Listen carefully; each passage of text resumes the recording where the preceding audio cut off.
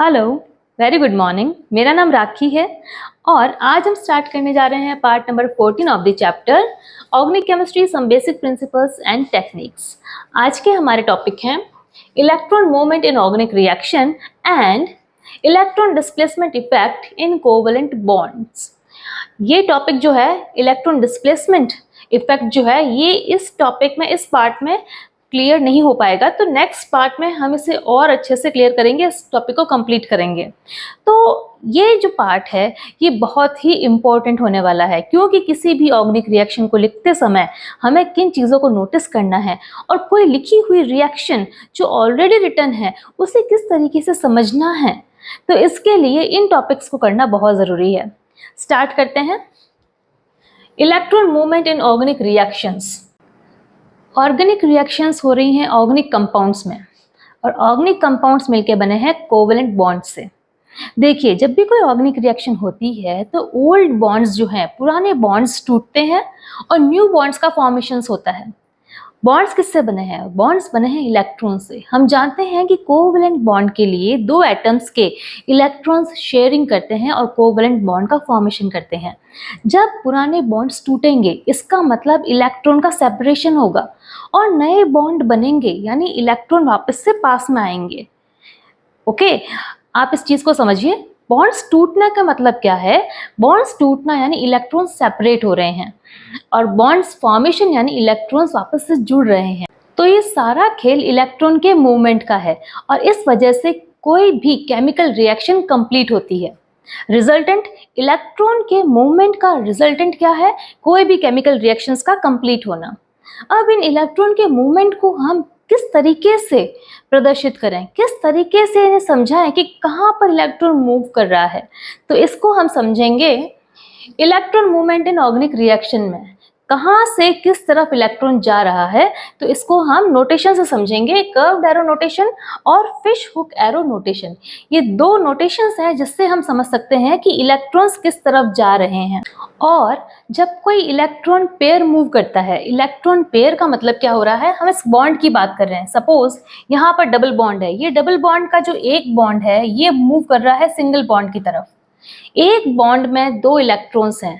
एक बॉन्ड हम जानते हैं कि कोवैलेंट बॉन्ड अगर एक बनेगा तो उसमें दो इलेक्ट्रॉन्स होंगे जो कि अलग अलग एटम्स के होंगे। ये जो दो बॉन्ड्स हैं इन्हें हम इलेक्ट्रॉन पेयर कह रहे हैं, और जब ये इलेक्ट्रॉन पेयर मूव करता है तो इसे कर्व्ड एरो नोटेशन से प्रदर्शित किया जाता है।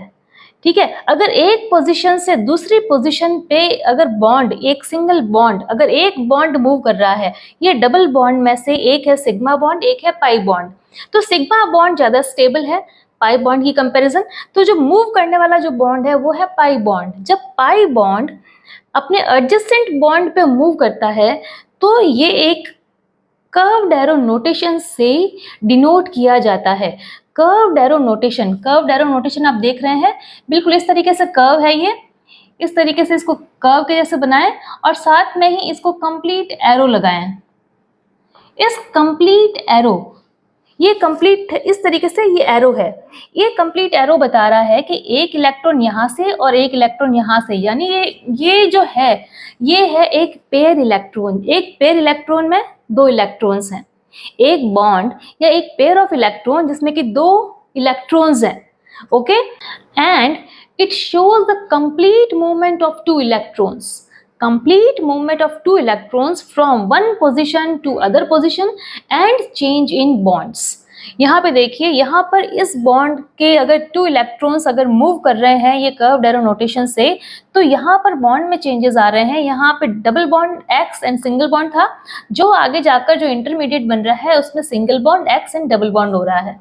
और इन इलेक्ट्रॉन पेयर के मूवमेंट की 3 पॉसिबिलिटीज हैं। वो 3 पॉसिबिलिटीज कौन कौन सी हैं?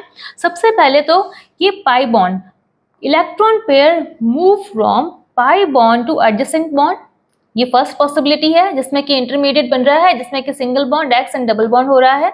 सेकेंड पॉसिबिलिटी है कि electron pair move from pi bond two adjacent atom, जो नेक्स्ट एटम है उसी पर ये इलेक्ट्रॉन पेयर मूव कर रहे हैं, तो ये जो एटम है इसी पर ये लोन पेयर के रूप में इलेक्ट्रॉन्स आ जाएंगे। ओके, आपको शो हो रहे हैं यहाँ पे ये लोन पेयर के रूप में एक्स के ऊपर ही इलेक्ट्रॉन्स आ रहे हैं। थर्ड पॉसिबिलिटी है कि जो एटम है, एटम के ऊपर जो इलेक्ट्रॉन पेयर है, electron pair move from atom two adjacent bond. तो एटम से एडजेसेंट बॉन्ड पे आएगा, तब क्या हो जाएगा, सिंगल बॉन्ड X, एंड ये जो इलेक्ट्रॉन पेयर है ये एक बॉन्ड बना लेंगे और डबल बॉन्ड बन जाएंगे। ओके तो ये 3 पॉसिबिलिटीज हैं जिसमें कि कर्व्ड नोटेशन से हम इनको शो करते हैं। और इसका एक एग्जांपल देख लेते हैं। यहाँ देखिए OH माइनस CH3Br, इससे एरो बन रहा है CH3OH एंड Br माइनस। इसमें कर्व्ड एरो नोटेशन से हमें शो करना है कि इलेक्ट्रॉन का मूवमेंट किस तरफ हो रहा है। तो यहाँ देखिए OH पर जो लोन पेयर है, ये लोन पेयर जंप कर रहे हैं CH3 पर, और इससे क्या होगा, OH पर जो इलेक्ट्रॉन डेंसिटी ज़्यादा है, ये नेगेटिव चार्ज है, ये नेगेटिव चार्ज हट जाएगा और CH3Br के बीच का जो बॉन्ड है ये भी ब्रेक होगा, और ये जो बॉन्ड है, यहाँ के जो इलेक्ट्रॉन्स हैं ये Br पर मूव करेंगे, इस ब्रोमीन पर मूव करेंगे तो ये ब्रोमीन से नेगेटिव चार्ज ले लेगा, क्योंकि ब्रोमीन के पास 1 2 3 4 5 6 और 7 इलेक्ट्रॉन्स हैं, और इस इलेक्ट्रॉन पेयर के इस पर मूव करने से इसके पास टोटल 8 इलेक्ट्रॉन्स हो जाएंगे, एक ज़्यादा हो जाएगा, 7 इलेक्ट्रॉन्स हैं, और इसने ये बॉन्ड का भी पेयर के पूरे दोनों इलेक्ट्रॉन्स ले लिए हैं, तो ये ब्रोमीन से ब्रोमाइड आयन में कन्वर्ट हो जाएगा और ये हो जाएगा CH3OH। तो ये CH3OH एंड ब्रोमाइड आयन में कन्वर्ट हो रहा है। तो कर्व्ड एरो नोटेशन से हम किसी भी रिएक्शन को इजीली समझ पाते हैं। ओके, नेक्स्ट आता है फिश हुक एरो नोटेशन, या हम इसे कहेंगे single barbed fish hook arrow notation. Single barbed fish hook arrow notation क्यों कहेंगे, क्योंकि इसमें इलेक्ट्रॉन पेयर में से सिंगल इलेक्ट्रॉन के मूवमेंट को शो किया जाता है। इसमें इलेक्ट्रॉन पेयर एक साथ मूव ना करके 2 इलेक्ट्रॉन्स अलग अलग डायरेक्शन में मूव करते हैं, अपोजिट डायरेक्शन में मूव करते हैं, और इस वजह से फ्री रेडिकल्स का फॉर्मेशन होता है। मैंने आपको पहले भी पढ़ाया है होमोलिटिक क्लीवेज, हेटेरोलिटिक और होमोलिटिक क्लीवेज मैंने आपको पढ़ाया है, जिसमें कि मैंने किस तरीके से बताया आपको कि किस तरीके से फ्री रेडिकल्स का फॉर्मेशन होता है। तो सेम उसी तरीके से इसमें फिश हुक एरो नोटेशन में शो किया गया है। देखिए कैसे, जैसे डिसोसिएशन ऑफ क्लोरोमीथेन, क्लोरोमीथेन में कार्बन और क्लोरीन के बीच एक कोवेलेंट बॉन्ड है। ये कोवेलेंट बॉन्ड 2 इलेक्ट्रॉन से बने हैं, यानी एक pair of electron, 1 pair of electron से ये बॉन्ड बना है। और इस बॉन्ड में क्या हो रहा है, ये जो दोनों इलेक्ट्रॉन्स हैं ये अलग अलग डायरेक्शंस में मूव करते हैं। अलग अलग डायरेक्शंस में मूव करने के कारण इसका जो नोटेशन है ये फिश हुक एरो, ये देखिए ये एरो है कर्व्ड एरो, इसमें हमने एक कर्व बनाया है और एक कंप्लीट एरो बनाया है, जबकि इसमें कर्व ना बनाकर यहाँ पर एक फिश हुक एरो की तरह है ना, ये हाफ कंप्लीट एरो ना होके हाफ एरो है, और इस तरफ भी हाफ एरो है। हाफ एरो क्यों बनाया है, क्योंकि यहाँ पर 2 इलेक्ट्रॉन्स मूव नहीं कर रहे हैं, सिंगली 1 इलेक्ट्रॉन्स अपोजिट डायरेक्शन में मूव कर रहे हैं, इसलिए इस एरो को फिश हुक एरो कहा गया है। तो इससे हम समझ पाते हैं कि इसमें 2 इलेक्ट्रॉन्स या 1 पेयर ऑफ इलेक्ट्रॉन मूव नहीं कर रहा है, सिंगल इलेक्ट्रॉन्स मूव कर रहे हैं, और सिंगल इलेक्ट्रॉन्स के मूव करने के कारण जो बनते हैं ये बनते हैं फ्री रेडिकल्स। और ये फ्री रेडिकल्स बहुत ही अनस्टेबल होते हैं, किसी भी केमिकल रिएक्शंस के बीच में इंटरमीडिएट के रूप में ये फ्री रेडिकल्स बनते हैं और बहुत ही जल्दी प्रोडक्ट का फॉर्मेशन करते हैं। तो ये हमने पढ़ा है, आज हमने इलेक्ट्रॉन का मूवमेंट किस तरीके से होता है कर्व्ड एरो नोटेशन और फिश हुक एरो नोटेशन के द्वारा। नेक्स्ट हमारा टॉपिक है इलेक्ट्रॉन डिस्प्लेसमेंट इफेक्ट इन कोवेलेंट बॉन्ड। हम जानते हैं कि ऑर्गेनिक रिएक्शंस होती है ऑर्गेनिक कंपाउंड्स में, और ऑर्गेनिक कंपाउंड्स मिलके बने हैं कोवेलेंट बॉन्ड से। जब कोवेलेंट बॉन्ड है तभी ऑर्गेनिक कंपाउंड्स हैं और उसी से ऑर्गेनिक रिएक्शंस होंगी। तो इन इलेक्ट्रॉन्स के डिस्प्लेसमेंट से इस कोवेलेंट बॉन्ड पे क्या इफेक्ट पड़ता है, ये देखिए 2 तरीके से इफेक्ट पड़ता है। यदि कोई मॉलिक्यूल, अगर मॉलिक्यूल में ऐसा कोई एटम है या ऐसा कोई ग्रुप है जिसकी वजह से उस मॉलिक्यूल में पोलैरिटी आ रही है, पोलैरिटी इन द सेंस एक पॉजिटिव और एक नेगेटिव पोल्स बन रहे हैं, और पॉजिटिव और नेगेटिव पोल्स कब बनेंगे, जब किसी मॉलिक्यूल में एक ऐसा एटम है जिसकी वजह से वो जो कि मोर इलेक्ट्रोनेगेटिव है, जो कि मॉलिक्यूल्स के बाकी के एटम्स से इलेक्ट्रॉन्स को अपनी ओर खींच रहा है, और इस वजह से पार्शियली नेगेटिव पार्शियली पॉजिटिव उस मॉलिक्यूल में बन जाएगा, और इस वजह से उसमें पोलैरिटी आ जाएगी। एक पोलैरिटी आ जाएगी यदि किसी मॉलिक्यूल के अंदर ही कोई ऐसा एटम है या ऐसा ग्रुप है, ऐसा कोई सब्स्टिट्यूएंट है, उसकी वजह से जो पोलैरिटी आती है वो पोलैरिटी कहलाती है परमानेंट पोलैरिटी। ये पोलैरिटी, ये ध्रुवणता परमानेंट ध्रुवणता है। क्यों परमानेंट है? क्योंकि ये मॉलिक्यूल के जो मॉलिक्यूल इस पूरे कंप्लीट मॉलिक्यूल को, जो एटम इस पूरे कंप्लीट मॉलिक्यूल को जो पोलर बना रहा है, वो इसके अंदर ही प्रेजेंट है, वो इसके अंदर ही प्रेजेंट है। और दूसरी कंडीशन ये होती है कि जब कोई मॉलिक्यूल है उसके अंदर ऐसा कोई एटम नहीं है जो कि उस मॉलिक्यूल में पोलैरिटी लाए, बट सामने से कोई रिएजेंट आ रहा है। सपोज ये जो मॉलिक्यूल है किसी रिएजेंट की कांटेक्ट में आ रहा है और उस रिएजेंट में ऐसा कुछ कंपाउंड है, उसमें उस रिएजेंट में ऐसा कोई ग्रुप है या ऐसा कोई एटम है जो कि मोर इलेक्ट्रोनेगेटिव या मोर इलेक्ट्रोपॉजिटिव है, तो उस वजह से उस दूसरे रिएजेंट के एटम की वजह से उस सब्स्टिट्यूएंट के एटम पर इलेक्ट्रॉन में या तो पुलिंग होगी या पुशिंग होगी। तो उस वजह से उस एटम पर, उस मॉलिक्यूल पर, उसमें हल्का सा प्रभाव पड़ेगा किसी रिएजेंट के एटम से, पर ये प्रभाव टेम्पररी होगा, ये परमानेंट इफेक्ट ना होकर एक टेम्पररी इफेक्ट देगा। देखिए, इलेक्ट्रॉन डिस्प्लेसमेंट में अकर इन टू वेज। ये टू वेज कौन कौन सी हैं? एट ग्राउंड स्टेट और under the influence of reagent.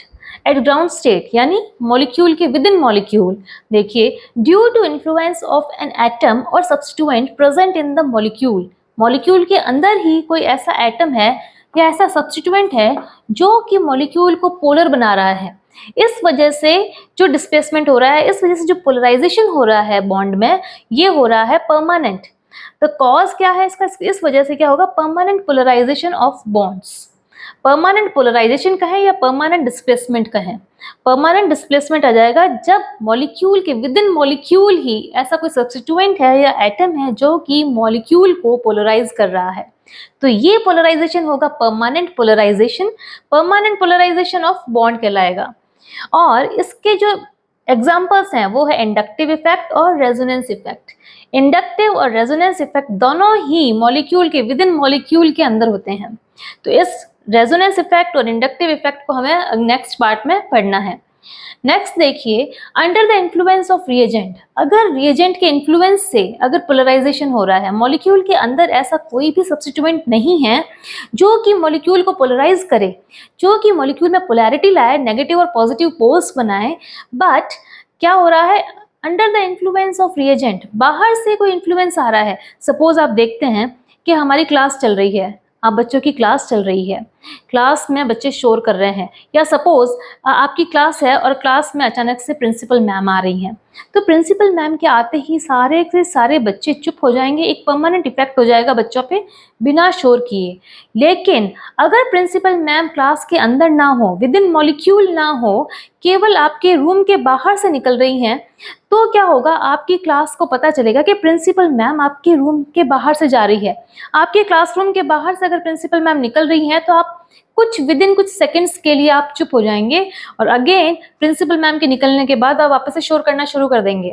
तो ये क्या हुआ? इन्फ्लुएंस, बाहर से कोई इन्फ्लुएंस हो रहा है। ये परमानेंट इफेक्ट ना होकर एक टेम्पररी इफेक्ट है।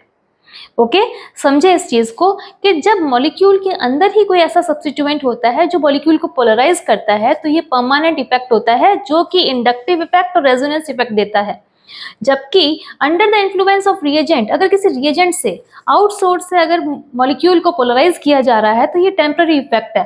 It cause temporary electron displacement effect. It cause temporary electron displacement effect. And when, ये कब होता है? When a reagent approaches to attack a molecule. कोई रिएजेंट अप्रोच कर रहा है किसी अटैक करने के लिए मॉलिक्यूल को, तब ये कंडीशन होती है। इसके एग्जाम्पल है इलेक्ट्रोमेरिक इफेक्ट, या इसी को बोला जाता है पोलराइजेबिलिटी इफेक्ट। नेक्स्ट पार्ट में हमें inductive effect, resonance effect and electromeric effect को अच्छे से समझना है। ओके बच्चों, तो आई विश आपको ये पार्ट अच्छे से समझ में आया होगा। अगर आपको ये वीडियो हेल्पफुल लगा है तो प्लीज़ इसे लाइक करें, शेयर करें, सब्सक्राइब करें मेरे चैनल को, और मिलते हैं बच्चों पार्ट नंबर 15 में। Till then, bye bye, thank you.